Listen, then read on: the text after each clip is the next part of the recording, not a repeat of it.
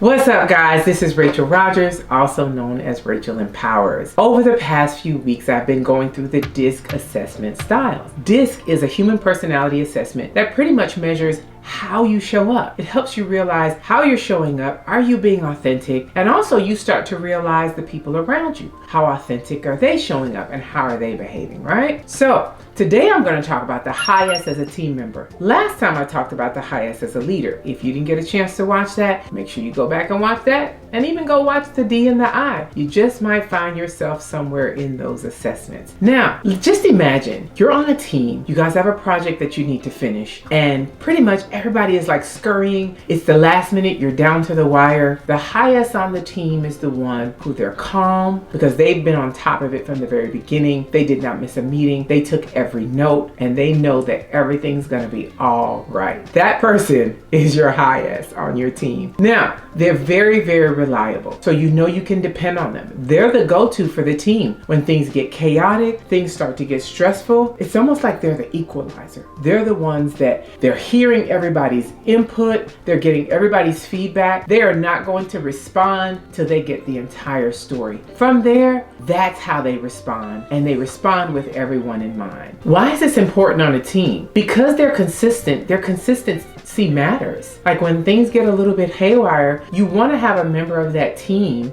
outside of the leader who can kind of get everybody together while you're meeting as a team before you get to your leader to report back what you've done. The second characteristic of a high S as a team member is they're highly collaborative and they're team oriented. What that means is they truly understand the importance of each person's contribution to overall team success. They don't care about personal recognition. They just want to be able to lend a helping hand and help the whole team. This matters because that collaborative mindset really contributes to a very healthy work environment where everybody feels seen, everybody feels heard, and they enjoy working together. They're the ones, when the team is not meeting, they're the ones that are checking in on every team member, making sure that everyone's doing their part. They're not trying to micromanage anyone. They're really just trying to see, how can I help? Is there a part of what you need to do that I might need to lend a hand in, just to make sure that everyone is kind of in lockstep with one another and everything remains stable. Stability is key with a high S. The third characteristic is they are great listeners and thoughtful communicators. When there is conflict, they are the ones, they're going to listen to each and every person. They don't want to come across as if they're taking sides. They want to make sure that everybody feels calm, everything is going to be okay. They literally are the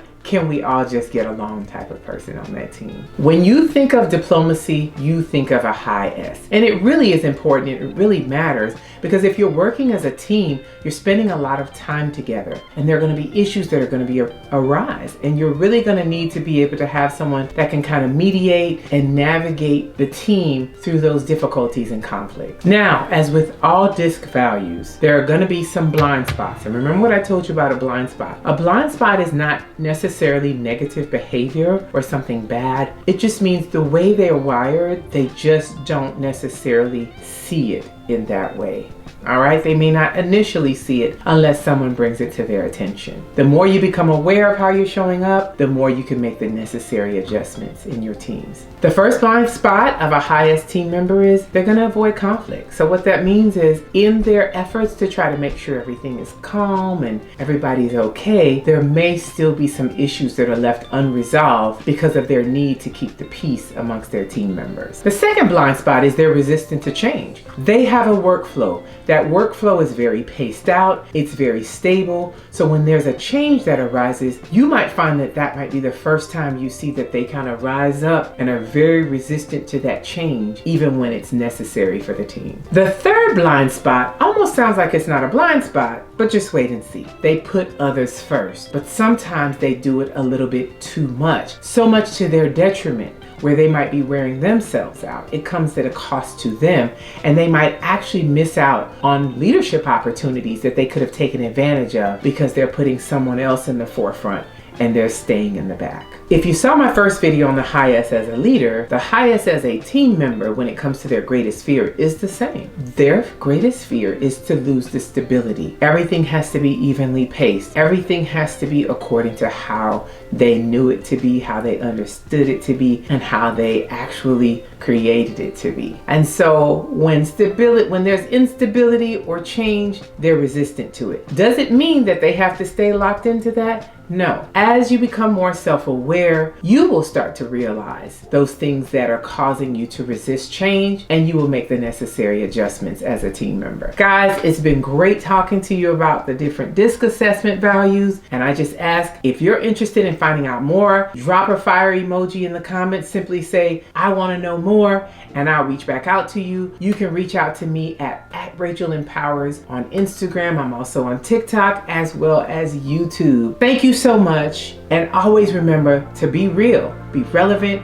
be empowering, be authentic, and be life-changing.